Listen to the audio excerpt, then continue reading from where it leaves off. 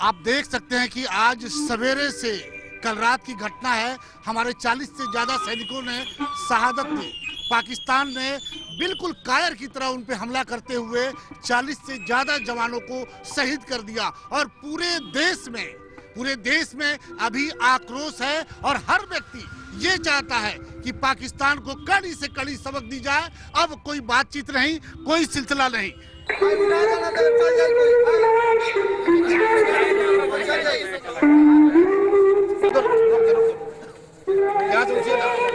इधर आ जाइए।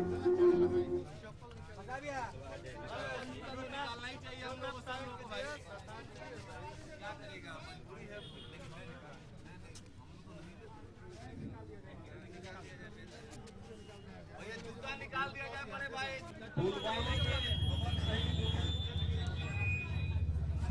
पुलवामा में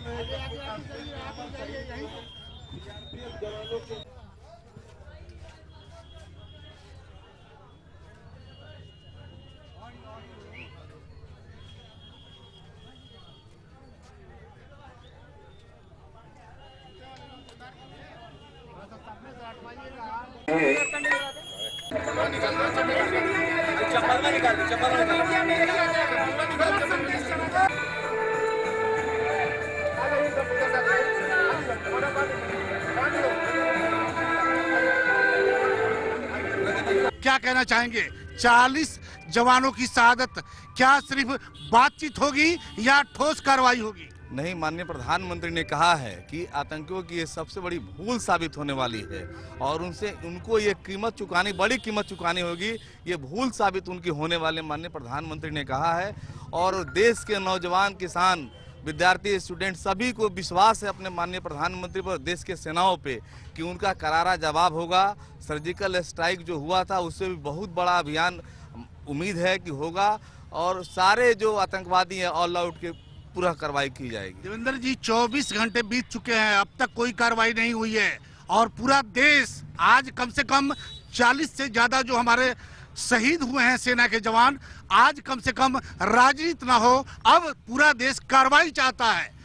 देश के इतिहास में उरी में पहला घटना हुआ इस सरकार के कार्यकाल में और वो प्रधानमंत्री और देश के सेना उन लोगों ने सर्जिकल स्ट्राइक करके उनके घर में घुस के मार के जवाब दिया था और कई आतंकी पैड जो उनके संचालित होते थे पूरे तरीके से ध्वस्त किया है। यही भारत के सेनाओं ने किया था और इसी देश के सरकार ने की थी। मैं पुनः विश्वास के साथ इन लोगों के साथ कह रहा हूं कि उससे भी बड़ी कार्रवाई, ऐसा बयान कभी किसी प्रधानमंत्री ने नहीं दिया था कि भारी कीमत चुकानी पड़ेगी उन लोगों को। देवेंद्र जी, कारगिल युद्ध हुआ था, कारगिल के समय भी इसी तरह की बातें आई थी, इससे भी ज्यादा हमारे जवान मारे गए थे। उस समय भी वादे हुए थे हम ये करेंगे, लेकिन हमने सीख नहीं लिया। 70 साल से देश त्रस्त है पाकिस्तान से, आज तक ठोस हम बातचीत का सिलसिला करते हैं। हम उनके साथ जो अलगाववादी ताकते हैं उनके साथ सरकार बना लेते हैं, लेकिन ठोस कार्रवाई आखिर क्या दिक्कत है? आज सेना के कई लोगों से बातचीत हुई, उन्होंने कहा कि हमारे हाथों को, सेना के हाथों को नेताओं ने बांध के रखा है।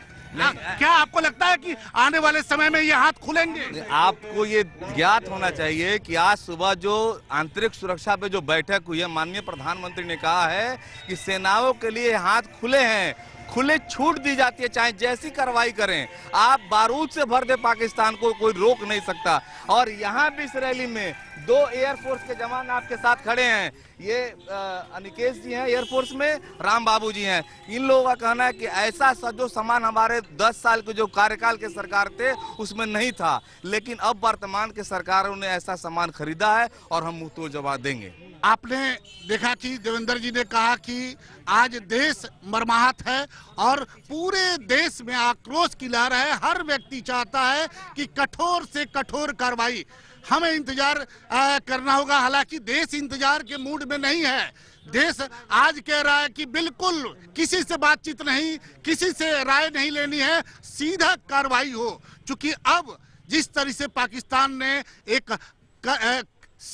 हमारे सैनिकों को धोखे से मारा है, अब हर व्यक्ति चाहता है कि कार्रवाई हो और कम से कम इस पर राजनीति ना हो।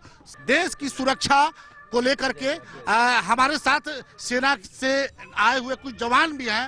आप बताइए, कई लोगों ने कहा, आज जब हम बातचीत कर रहे थे लोगों से, लोगों ने कहा कि सेना के हाथ को बांध करके रखा है नेताओं ने।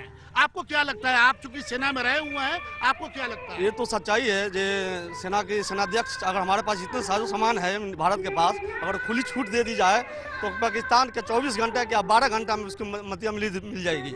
लेकिन नियम की तरह उनके भी कुछ हाथ बंधे हो रहते हैं। लेकिन इस प्रधानमंत्री जी ने अभी पावर दिया है जो आप अपने सुरक्षा के अनुसार अपने अनुसार कार्रवाई कर सकते हैं। उरी में भी यही घटना हुई थी, वहाँ भी हमारे सैनिक शहीद हुए थे जी। लेकिन उसके बाद भी बातचीत का सिलसिला चल रहा था। वो तो राजनीतिक मैटर है। लेकिन जहाँ तक अगर सेना की बात किया जाएगा और सेना को आज भी खुली छूट दे दिया जाए तो 12 घंटा में ये सारी एक सवाल आपसे करना चाहेंगे कि चूंकि चुनाव का माहौल था, आज इतनी बड़ी घटना घट चुकी है, आज चुनाव जरूरी है या देश की सुरक्षा जरूरी है? देश की सुरक्षा जरूरी है। देश की सुरक्षा जरूरी है। जी हर नाम बता दें अपना। रामबाबू प्रसाद गुप्ता, भूतपूर्व वायु सैनिक। भारत माता की रामबाबू गुप्ता सभी बातचीत हुई है। उन्होंने कहा कि देश की सुरक्षा सर्वोपरि है, सबसे पहले देश, और शायद ये होना भी चाहिए। क्योंकि देश रहेगा तो नेता रहेंगे और नेता रहेगा तो इनकी राजनीति चलती रहेगी। लेकिन उसके पहले कहीं ना कहीं जो सैनिकों की शहादत हुई है उस पर राजनीति नहीं होनी चाहिए, करारा जवाब होना चाहिए।